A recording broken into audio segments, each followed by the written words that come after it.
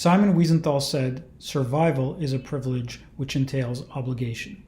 I am forever asking myself, what can I do for those who have not survived?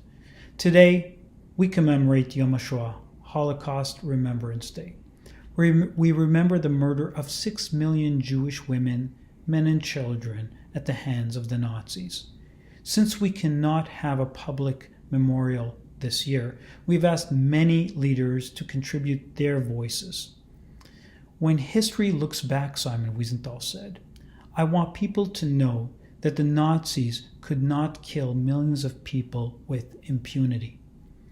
Therefore, it's incumbent on all of us to never forget.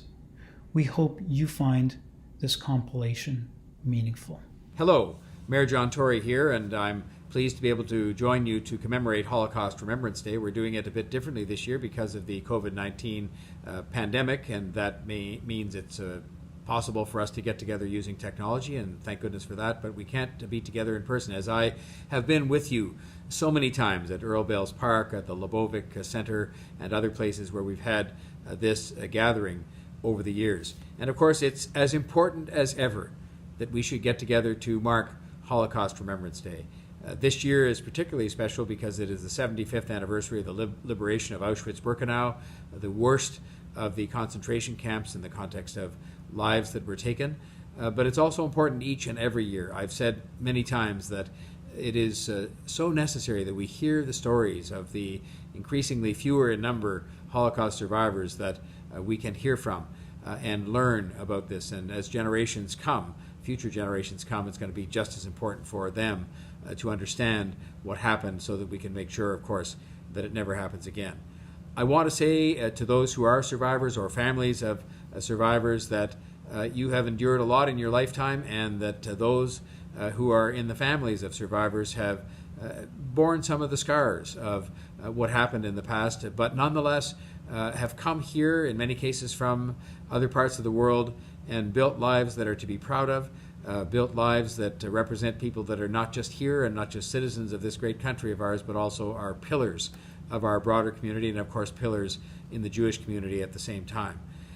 This ceremony is different, but it doesn't change the purpose of our getting together to make sure that we pay enduring and lasting tribute to those who lost their lives in those tragic circumstances, and to those who helped them during the years of the war, and those who eventually liberated them, those who served us in this country and served other countries and participated in the liberation of those camps those many years ago. And so I am hopeful that we can use this occasion, as we've done every year, and not just on one day, but throughout the year, to make sure that never again does this kind of thing happen. And I can assure you that as the Mayor of Toronto, I hope that you recognize the fact that I stand up each and every day whenever it's required, and it's not fortunately required every day, but that I speak up and stand up against anti-Semitism, against hate of any kind, because that is consistent with the fundamental values that we share as Torontonians, that we support each other, we respect each other, but most of all, we make sure that we treat each other in a manner of respect, in a manner of embracing each other because of our differences, and not ever allowing ourselves to go down the path of the kind of polarization that we see even today in the world. So again, I'm sorry that I can't be with you in person. I'm sorry we can't be together, because there's something very special about that togetherness and lighting the candles and all the things that I've experienced for so many years at these commemorations. But I wish you well nonetheless, and I join you in saying collectively, and as your mayor, never again. After World War II, till today, one of the most commonly expressed refrains in relation to Holocaust memory is never again. But it wasn't always clear what those who expressed that idea, what they meant. For many, never again meant never again would racism or bigotry be tolerated. Never again would they stand by idly while others were targeted. But never again certainly means all of those things. But there's another definition and understanding of never again, which too many have forgotten. Never again means making sure the horrors aren't repeated, But never again also means that the obscenity of Jewish powerlessness will never be repeated. Never again would we be vulnerable. Never again would our destiny be in the hands of others. Never again is a reminder to Jews everywhere to lead lives of absolute rejection of bigotry and racism. But it also reminds us to lead lives to make sure that the Jewish people are strong and that the state of Israel is secure. Reverend Dr. Sherry DeNovo here on Holocaust Remembrance Day. We Christians need to remember every Holocaust Remembrance Day because not enough churches did enough during the Third Reich. So we need to remember so that we do not repeat. And to paraphrase the Talmud, if not me, then who? If not now, then when? Amen. Before Passover this year, I called up one of my members who's a Holocaust survivor, and I wished him a happy Passover, although I knew it would be a difficult one. And he said to me, "Rabbi, this isn't a difficult Passover. I've seen difficult Passovers. I'll be okay this year." That conversation encapsulates for me why I'm grateful to have Yom HaShoah Apr on our calendar, a day to reflect on the memory of those who were lost and the incredible acts of bravery that took place during those difficult years. It puts everything in perspective. As a Christian, Yom HaShoah is a day for standing in the darkness, including the darkness of my own faith tradition's almost complete failure. Some did right. Many more did grievous wrong. And many, many more did nothing. I want to remember those who did right, the righteous, and forget those who did evil and those who let evil be done. But I don't have that luxury. I must remember all of it. And so I stand, not expecting an answer, praying nonetheless. The Holocaust is a tragedy that humanity should never forget. We also remember there are some Japanese people, including the diplomat Senpo Sugihara, who helped many Jewish people escape from the Holocaust via Japan. The friendship between the Japanese people and the Jewish people continues to grow. On the Holocaust Remembrance Day, we'd like to renew our commitment to work together in eliminating all kinds of discrimination based on race, ethnicity, or religion. And the tragedy should never be repeated in the future.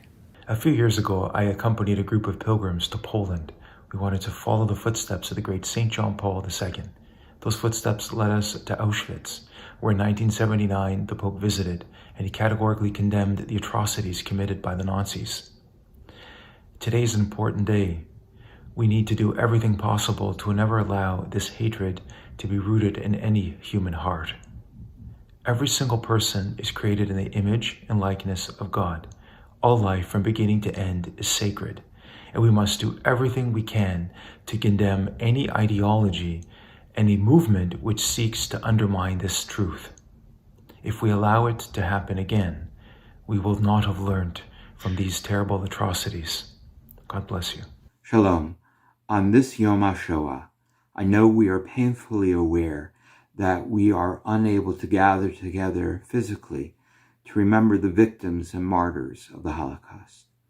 However, I believe that this year we must gather together in spirit to recall their goodness, to recall their sacrifice, that their memories will always be for a blessing on every year, but this year even more so. Alone, but together. Amen. This year at Yom HaShoah, I think about perspective. In calling one of the members of our community, a 90-year-old survivor from Hungary, I asked her how she was doing. Her response was, "Rabbi, I'm doing well. I'm in my warm house, my refrigerator's full, and I have caregivers and family to look after me. During the war, I was alone, I was starving, and I was cold. All in all, I'm doing okay." That perspective, for me, is an inspiration in terms of how one can be resilient and survive this current crisis. If our people can overcome the horrors of the Shoah, certainly COVID-19 is something for which we can not only survive, but on the other end, thrive as well. So I'm thinking about perspective on this Yom HaShoah. On Holocaust Remembrance Day, it is particularly disappointing to see how medieval blood libels re-emerge, especially in times of global crisis, such as these days.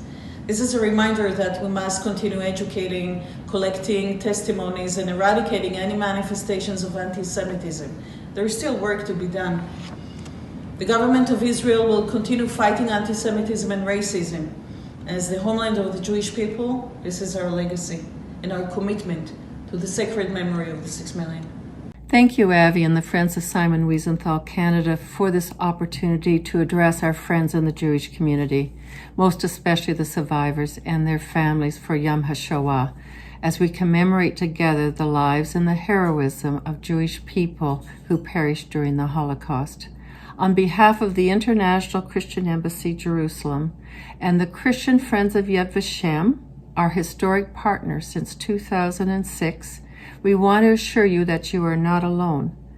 For 40 years and now in over 90 nations, we have stood with you and continue to teach Christians, pastors, and young adults about the universal lessons of the Holocaust, about the evil behind anti-Semitism, and help to build bridges of understanding between us. Together, we shall remember and not forget. It is unfortunate that current worldwide health events prevent us from commemorating Holocaust Remembrance Day together in person.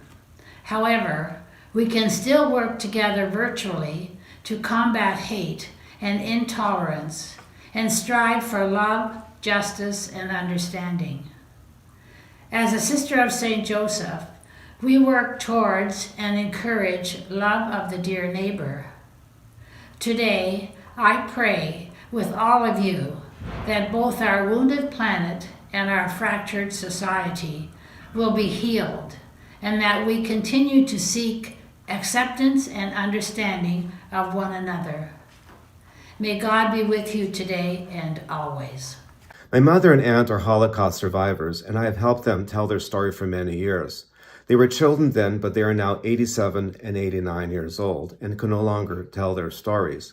So Yom HaShoah for me is important for impersonal reasons, but also for its universal message. Never again applies not only to us Jews, but also as a day of resistance against so many world leaders spewing language that marginalizes those that are different, minorities, immigrants, and refugees. Nizkor, let us remember, never again. Shalom. This is Fasi Sayyed, Chairman of Unity in the Community. We stand in solidarity with Jewish community while remembering those who lost their life in Holocaust.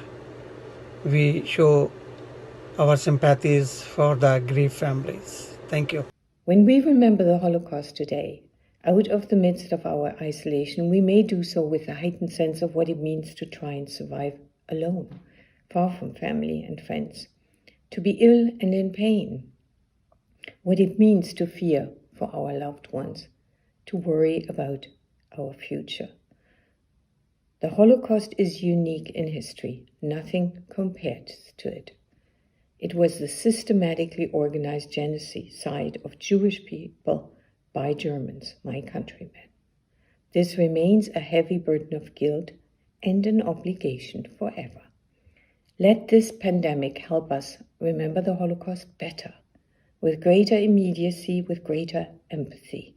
Let us understand better that we need to stand together as societies and as citizens, regardless of faith, race, origin, to face down dangers threatening us all.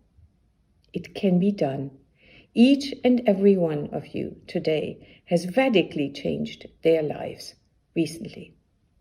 And each and every one of you has thereby saved lives. And you are saving more day by day, the lives of the most vulnerable and of the weakest.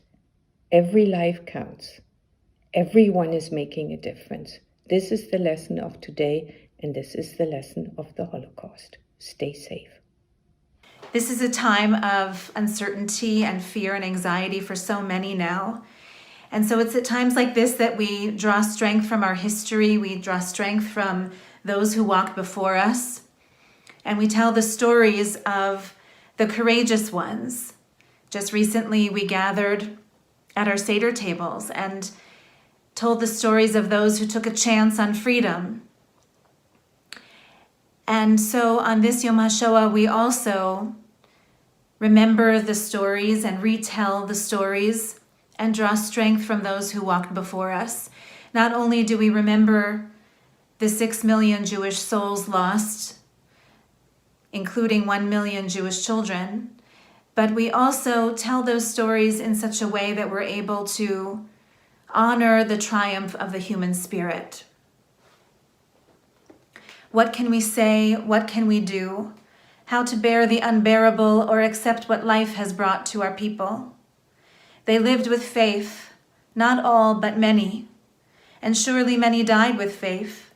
Faith in God, faith in humanity, faith in the goodness that even flames cannot destroy. May we now find a way to a measure of that strength, to a measure of that faith. They have left their lives to us. Let a million prayers rise whenever Jews gather to remember.